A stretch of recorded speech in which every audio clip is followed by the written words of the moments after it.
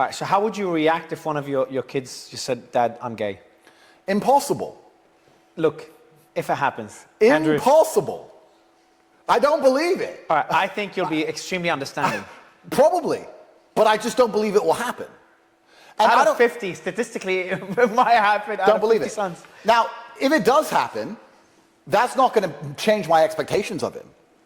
Let's say I had a son who's gay, right? That doesn't mean you're allowed to be a degenerate. Doesn't mean you're allowed to be running around naked. When does it become his choice? Any age? No, it doesn't become his choice. You can be gay and not be a degenerate. No, I mean for not gay, just any of your sons at age 18, if they want to be a degenerate and live that life. No. Okay. No. What do you mean? No. This is all no.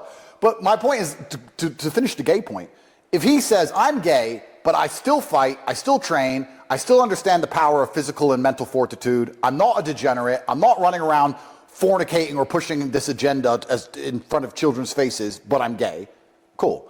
I'm gay, so now I get to make it my personality and I get to degrade society by extension. No, that's not acceptable. Then there's going to be a confrontation.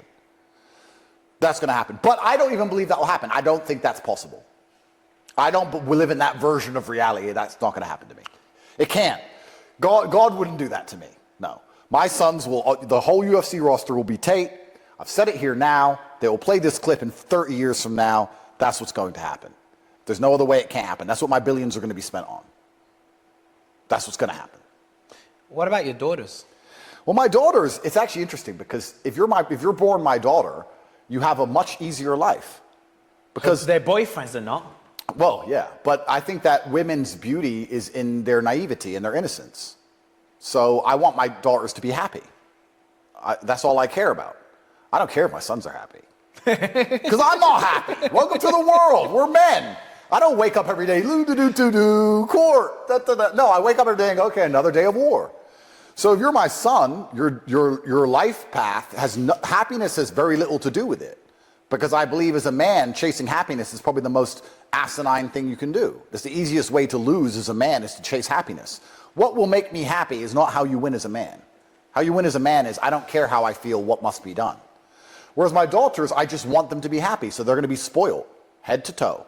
And I'm going to do my very best to spoil them exclusively and explicitly. So I say to them, the day you get a boyfriend, he takes over you financially and you're spoiling.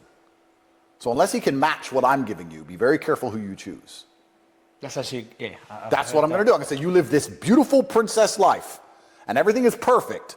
And you're driving that pink Porsche and you're flying on these jets and you're doing all this. The second you get a boyfriend, he's paying for your life. So you better be very careful who you pick. If you pick a bum, then you're going to be, that's fine because the money tap stops from me. And you know, it's not that I'm not forgiving, but I'm not forgetting.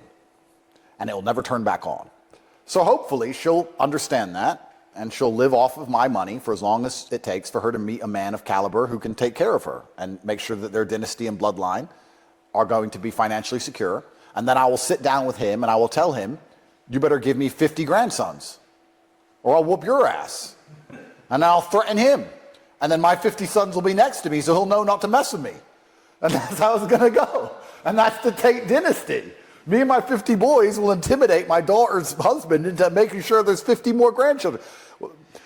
I'm being hyperbolic before I end up in the BBC. Yeah. But that's the bottom line. Yeah, I mean, what's the point? What are we here for?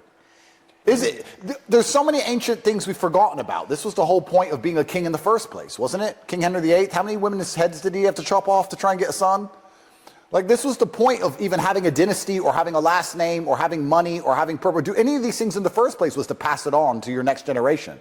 This new mind, this new think of, I'm this person and I'm not that interested in having kids, but if I do have kids, they don't have to be anything like me or think like me or represent my family name or represent my dynasty or stick up for what I stuck up for. They can just go to school and they can learn whatever the school wants them to learn and they can decide for themselves.